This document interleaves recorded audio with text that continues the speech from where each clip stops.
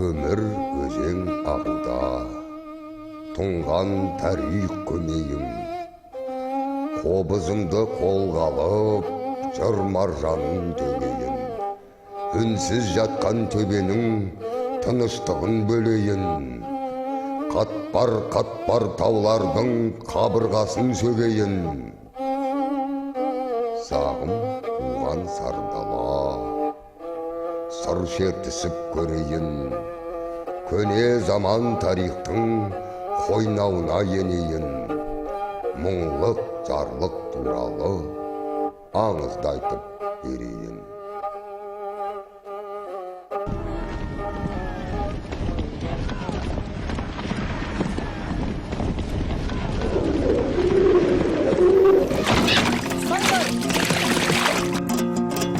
Atыңдар!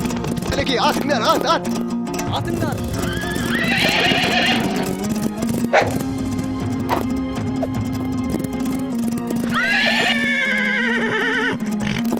Ханем, қараңызшы! Киіктің мүйізі ай сияқты! Құршаңдар, енді ол ешқайда қаша алмайды. Жібермеңдер! Атыңдар! О, ғажап! Кімнің тұсынан киік өтіп кетсе, киікті сол адам ұстау керек. Ұстамаса, бас алынады. Ханем, атыңыз! Атыңыз, ханем! Атыңыз!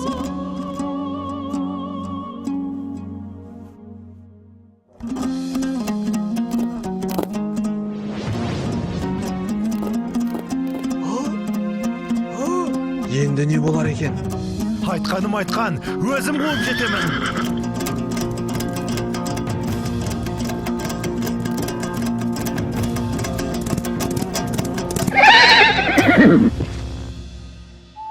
Тұрыңыз, басыңызды көтеріңіз.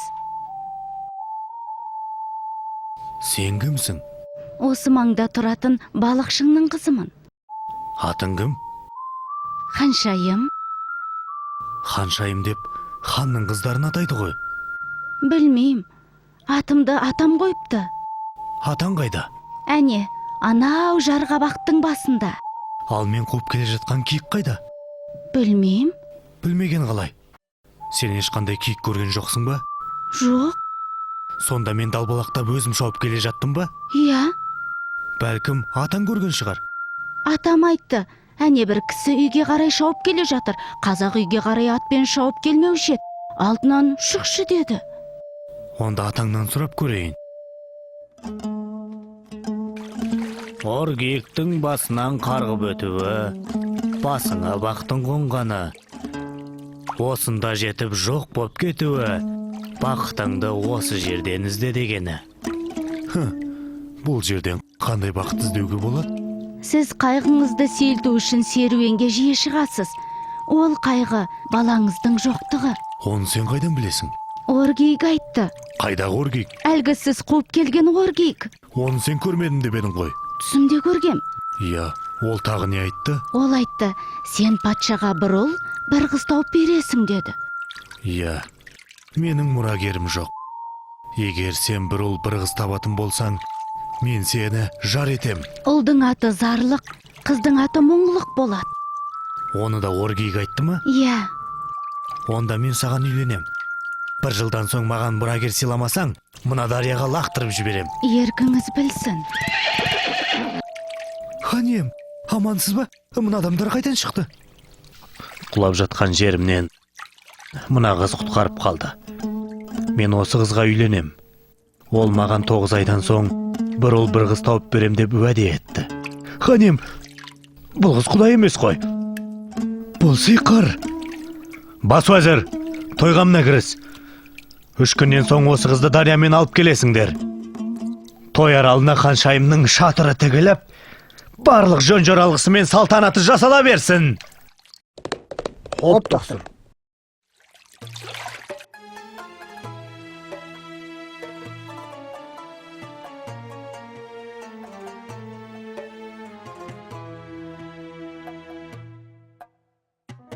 Хан иеміз бәрімізді қорлап тағы бір әйел алмақшы. Алпысымыз бірдей бедеу емес шығармыз. Хан кінәні өзінен іздемей ме? Ол қыз перінің қызы дейді. Хан иеміздің басын айналдырып сиқырлап тастаған дейді. Егерде ол қыз шынымен бір ұл бір қыз туар болса, онда хан бізді бір жолата ұмытады.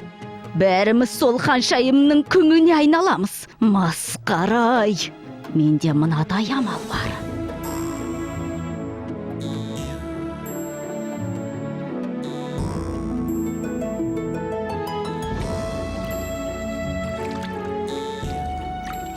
Қандай әдемі шатырлар, қандай әдемі.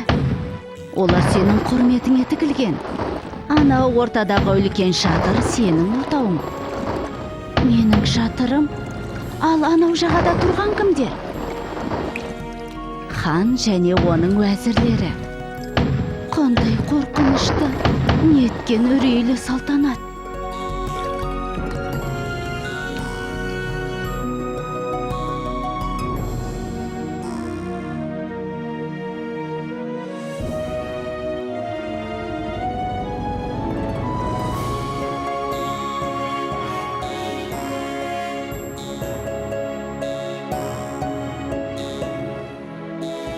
Алпыс әйел ханшайымның қолынан сүйіп шықсан.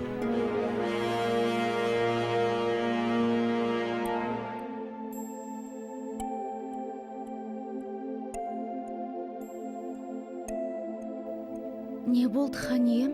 Неге көңілсізсіз? Ханшайым, мен осы жасыма дейін нәресте баланың дауысын естімеген едім. Сен босанғанда жүрегім қуаныштан жарылып, өліп кетем бе деп қорқам. О не дегеніңіз, хан ием? Бұл сіздің көптен күткен қуанышыңыз емес пе? Менің кәрі жүрегім сондай үлкен қуанышты көтере алмасау. Мен бұлай деп шештім. Уақыт таянғанда уәзірлерімді ертіп аңға шығам. Тұзды дөңнің басына шатыр тігіп, қуанышты хабарды сонда күтем. Мені бірге ала кетіңіз. Мен сізсіз қорқамын ғой. Неден қорқасың? Бәрінен, бәйбішеден, алпыс әйелден. Еш уайымдама.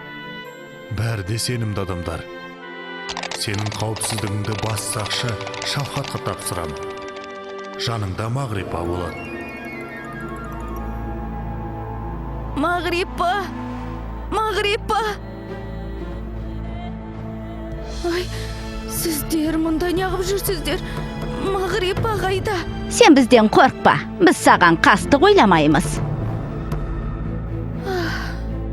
Ой, бұл байғұса есінен танып қалды.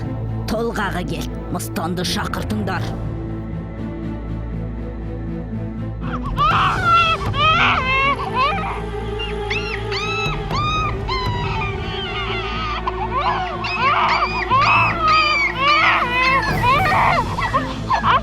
Ал мыстан шешей, енді мыналарды тез дарияға лақтырып жібер. Қайтып келген соң тағы бір дорба алтын аласың. Ай, адамдар-ай, керек кезінде мыстан шешей деп қалады. Балаларың қасыңда жатыр. Бейбақ екі күшік тудың сен, масқара. Күшіктерің қыңсылап жатыр ғой, емізбейсің бе? Мен баланың жылаған даусын естігем. Сендер қастандық қылдыңдар. Күшік туды, масқара, күшік туды.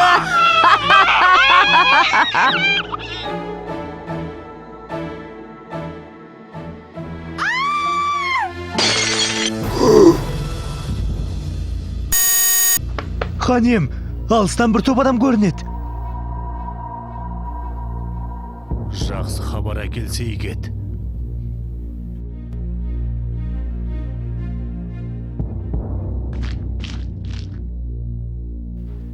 Неге үндемейсіңдер? Шафқат! Ханем, ханшайым екі баланың орнына екі күшік туды. Жұртқа қарайтын бет қалмады, хан ием. Күшігі несі? Не естіп тұрмын, Құдай-ау? Сиқыр екен ғой бәрі. Жазасын өзіңіз айтыңыз. Сиқыр. Ол айтты, сен патшаға бір ұл, бір қыз тауып бересің деді. Ұлдың аты зарлық, қыздың аты мұңлық болады. Күшіктер. Жазасын сендер айтыңдар. Өлім. Өлім. өлім. Олай болса, ханшайымды екі күшігімен жолбарыс пен жыртқышаңдар мекендейтін қайтпас аралына апарып тастаңда.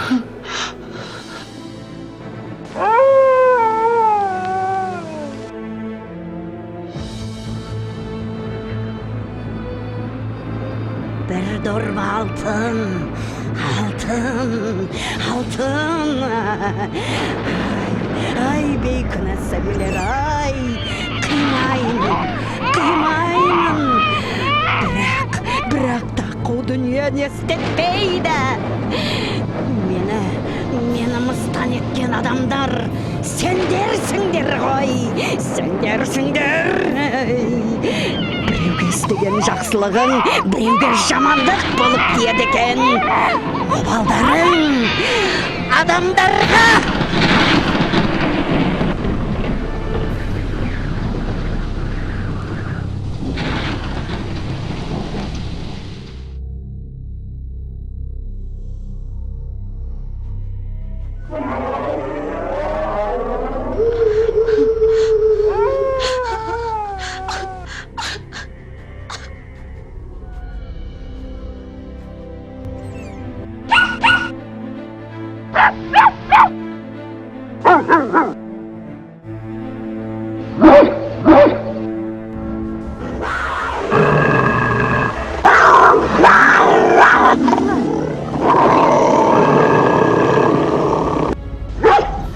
Ей, арланым ай, мені қорғаймын деп талай жараландың ау.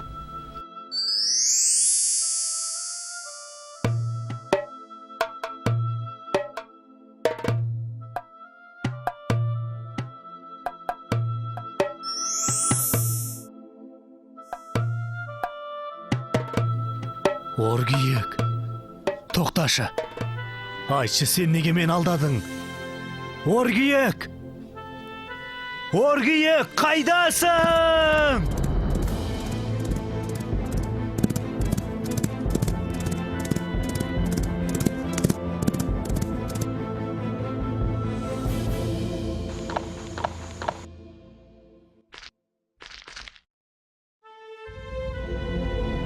Ашыл мүлдем, ашыл.